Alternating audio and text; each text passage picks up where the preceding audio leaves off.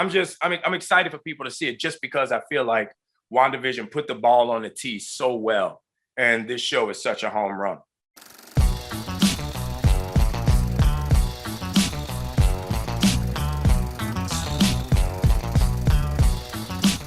What's up, everybody? It's me, E-Man, from E-Man's Movie Reviews. Over the years, Anthony Mackie has been solidifying his presence in the Marvel Cinematic Universe as Sam Wilson, aka the Falcon. He'll now be headlining the upcoming Disney Plus series Falcon and the Winter Soldier. I got a chance to speak with Mackie and head writer and producer Malcolm Spellman about the series. Check it out. Hello, gentlemen. This is Emmanuel Noisette, or E-Man, from E-Man's Movie Reviews out here in Chicago. I think we all know that the topic of race can be rather triggering for some folks, to the point where we can't even have meaningful conversations. So I know that race is going to be a prominent topic in this series. What would you say to those people out there that kind of get triggered by the conversation, and why this story is so important to the MCU? Let Malcolm go first. I feel like he's better at answering this question. I ain't on camera for a reason. I do think what's happening right now, the in pop culture, is there's a preeminence Black folk have had in sports and then in music, right? And the reason it took a while in music is we had to have a position where we were the ones governing whether our voices got out. There's a renaissance happening right now in film and television, and it's the most, that's the most powerful platform in the world. And so the discomfort people are having is that the way the world has always existed, you know what I'm saying, has been unaware to them because there are these bubbles. And now this giant machine that is inescapable, and I'm just talking about film and television in general, is starting to show diverse voices. And there's naturally going to be some discomfort because people think, oh my God, why does everything have to be about race? Why do they have to cast people of color in these roles? And I think it's a very, very positive thing, because inevitably what we do is entertain, and you can be uncomfortable. Look at Black Panther, right? I don't know how uncomfortable people was when it did billions of dollars in business, including overseas, but I'm sure the initial image was a little bit striking for people. So I think it's very, very positive. I don't think there's nothing you can do about people's discomfort, but I do think each time something like this comes out that forces a conversation about race, but is so attractive that you have to go see it and you come away feeling okay, it moves the ball in a positive direction. I agree. I think any conversation is good conversation. And I think in 2020, we kind of saw the power of conversation. It motivated people to get up and act, and not only act, but react, which I think is very important. With this show and with like-minded content, I feel like, what's great about this show is it not only forces Black parents to have conversations with their Black kids, but it forces people of other races to have conversations with their kids. It's going to make some, white kid and his white dad have a conversation about, this Black and white duo and where the story goes. So it's as long as you're talking, it's good. I feel like, the most important thing about conversation is listening.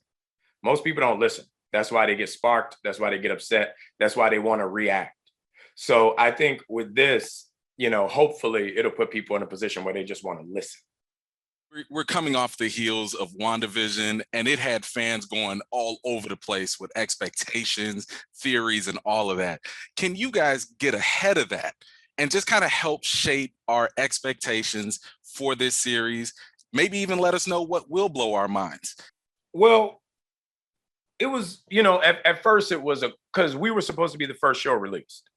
And then, COVID and, everybody got Corona. And it just kind of halted our production. And I think everything happens for a reason. I think that was a blessing. WandaVision was such a great show because it was so unique. It was so different than anything the MCU has ever produced. But at the same time, it was still in the vein of MCU culture. And, if you look at what Elizabeth and Paul were able to do with their characters, and their performances were so amazing that by the end of that show, it literally brought everything back together in a beautiful, beautiful way. And it was quality television. My biggest apprehension about doing this show when I was first told we were going to do a television show or a streaming show was that we would never be able to take the scope of cinema and bring it to the living room screen.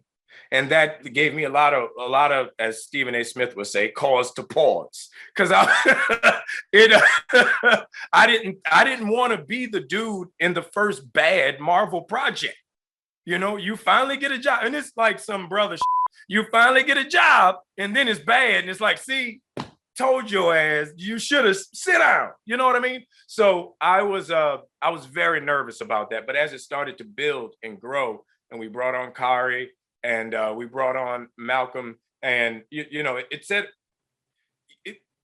I'll say this: you can hire a Black person to do what they do, but you know, I would rather have a person of any color, of any gender, of any race, who's great at what they do, than just hiring somebody because they're Black. I feel like that's a disservice to the Black person. I feel like that's a disservice to everybody else. But to have somebody who's great at what they do, somebody who is, you know, relatable in the idea of creating a character, and they be Black, that's a win-win for everybody involved.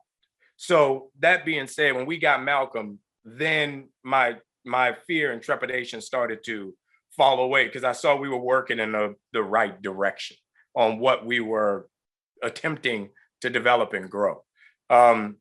So I wanted to be, I should say, I wanted it to be something that it has turned into. And with following WandaVision, I feel like this show really explodes in a great way now, because for my career, it's one of the only times where people have such high expectations because of part one, and then part two comes and you're able to meet their expectations. So all of a sudden you got an S on your chest, you know? So I'm excited for people to see it, just because I feel like WandaVision put the ball on the tee so well, and this show is such a home run. Anthony's right. You if you're going in there, and we had an almost all Black writers room, you want to make sure you're the ones that don't ruin the Marvel universe. But it's real. What I think people's minds are going to be blown about, and when I showed up to set, I was like, oh, this is Marvel Features who made this.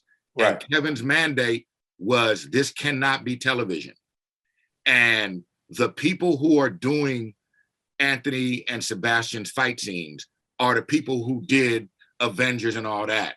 And I promise y'all this, within 10 minutes of watching this show, they're gonna be like this. Oh my God, I've never seen nothing like this. I got a buddy named Craig who created that show Chernobyl, and he saw the trailer and he called me up and he was like, did you guys just kill movies?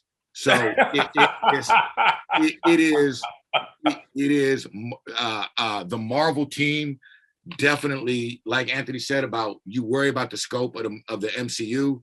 The fans should know the only people who worked on this were people from the MCU, and they don't know how to do nothing but that.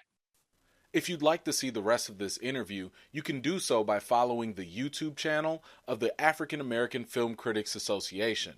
I'll post a link in the description.